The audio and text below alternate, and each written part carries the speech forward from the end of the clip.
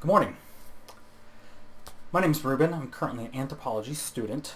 Anthropology is just a broad study of cultures, and today's culture that has currently been fascinating me is traditional Nordic music. Now, traditional Nordic music can be found in Sweden, Iceland, Finland, Norway, and Denmark. I want to be able to try to explore the impact of ancient traditional sounds and how artists today in the music industry have used it to amplify or to even preserve the music culture, as well as in the TV and film industry, and how Nordic music is used and inspires sound engineers to be able to enhance specific scenes or the movie itself. Now, there was a researcher at Denmark who's an ethnographer, which is a subcategory of anthropology, who did a summarization of the ethnomusicology, which is the study of musical culture, and described the elements of Nordic music as being very soft, very chant-like, having mystifying sounds, having to deal with nature, the landscape of the north, and rituals dealing with their gods. One such artist in today's world that uses those tones is Heilung. Heilung is a group of originally three members whose purpose was to try and bring these ancient tones from back then to today's society. Now, they have managed to reach global audience.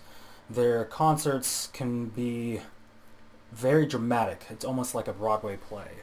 They can have up to 20 people on stage, not each playing a instrument or singing, maybe just being God, an I just actor fell of through a sorts. fucking A one couple by of the one hole old on our shit. instruments they used to use are nickel harpas and clappers.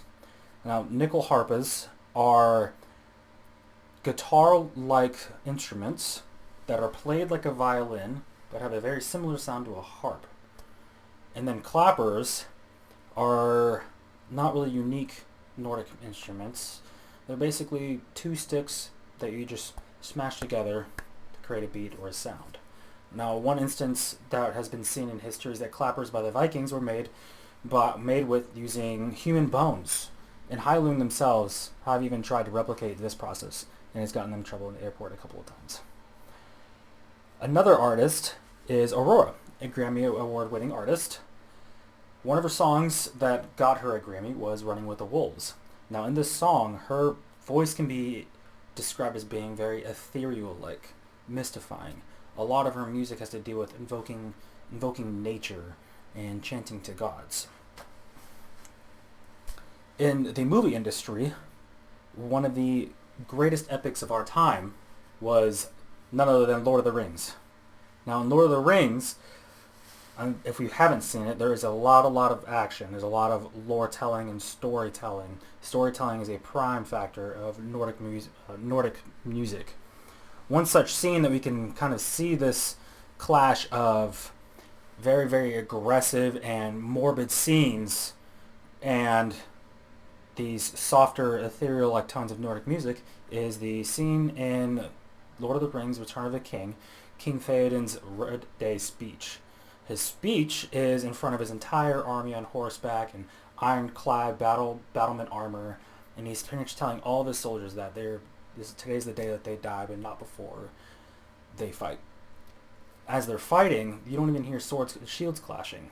You hear musical tones of traditional Nordic music in the background.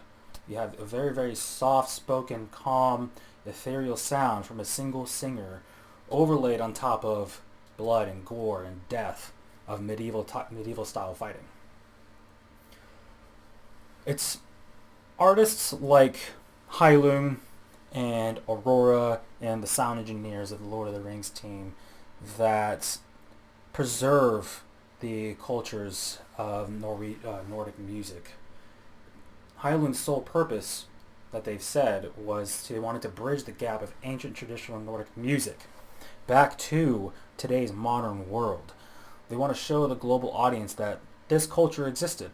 This culture still exists. This is a history that we do not want to die out. Aurora has the same fashion. It's It's traditional culture, traditional Nordic music in today's society.